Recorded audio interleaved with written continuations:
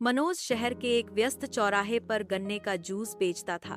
उसकी दुकान पर हमेशा भीड़ लगी रहती थी। लोग उसके जूस की मिठास के दीवाने थे। भाई, ऐसा जूस तो कहीं नहीं मिलता। स्वाद भी बढ़िया और कीमत भी बस 100 थैस। पर किसी को क्या पता था कि वो आधा जूस और आधा चाशनी का पानी मिलाकर जूस को जरूरत से ज्यादा मीठा बना देता था। एक दिन तपन नाम का एक किसान, जो खुद गन्ना बेचता था, मनोज की दुकान पर जूस पीने आया।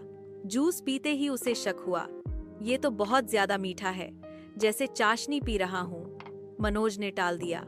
गन्ने का जूस मीठा होता ही है। तपन चुपचाप पैसे देकर चला गया, लेकिन मन ही मन उसने एक फैसला किया। अब मैं खुद गन्ने का जूस बेचूंगा, वो भी बिना मिलावट का। अगले ही हफ्ते तपन ने मनोज की दुकान के पास ही एक ठेला लगा लिया, जिसमें उसने अपने खेत के गन्ने और एक जूस मशीन रखी। मनोज चौंका। अरे, तू तो 2 दिन पहले मेरे यहाँ जूस पी रहा था और अब मेरे बगल में ठेला लगा लिया। तपन ने सीधा जवाब दिया, हाँ, क्योंकि अब मैं लोगों को असली और शुद्ध जूस पिलाऊंगा, तुम्हारी तरह धोखा नहीं दूंगा। मनोज ने मजाक उड़ाया। ठीक है, 2 दिन में सब पता चल जाएगा।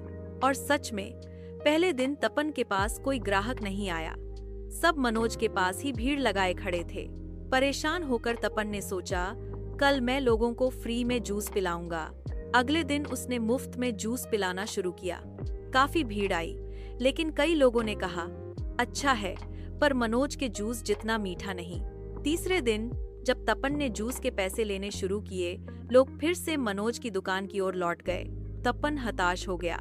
तभी एक ग्राहक उसके पास आया और बोला, तुम्हारा जूस असली है, फर्क पता चलता है। समय लगेगा, लेकिन लोग समझ जाएंगे। तपन ने सोचा, आखिर मनोज ऐसा क्या मिलाता है जिससे उसका जूस इतना मीठा होता है। अगले दिन वह अपने चेहरे को कपड़े से ढककर मनोज की दुकान पर गया और छिपकर उसकी हरकतें देखने लगा। उसने देखा कि मनोज पहले से जूस के बर्तन में चाशनी का पानी डाल चुका था। तपन वहीं से चिल्लाया, बताओ मनोज, क्या मिला रहे हो जूस में? मनोज चौंका। मैं कुछ नहीं मिलाता, ये तो गन्ने का जूस ही है। आसपास के लोग इकट्ठा हो गए। तपन ने कहा, अगर तुम सच कह रहे हो तो सबके सामने जूस निकाल कर दिखाओ। लाचारी में मनोज ने लोगों के सामने गन्ने का जूस निकाला, पर इस बार जूस उतना मीठा नहीं था। लोगों ने चक्कर कहा, ये तो पहले से बिल्कुल अलग है, अब इतनी कम मिठास क्यों? मनोज सकपका गया। तपन ने मुस्कुराकर कहा, क्यों? अब चाशनी नहीं मिलाई तो असली स्वाद सामने आ गया ना? लोगों को गुस्सा आ गया।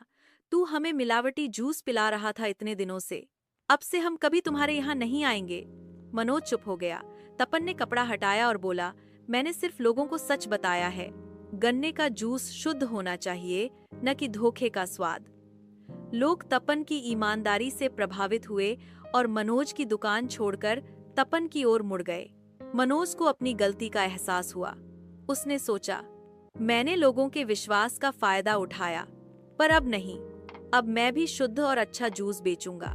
उस दिन के बाद से मनोज ने अपनी दुकानदारी में मिलावट छोड़ दी। उसने मेहनत से, ईमानदारी से जूस बेचना शुरू किया और धीरे धीरे लोगों का भरोसा फिर से जीत लिया। सीख, मुनाफे के लिए किया गया छोटा सा धोखा भी एक दिन पकड़ में आ ही जाता है। ईमानदारी में भले वक्त लगे, लेकिन जीत उसी की होती है।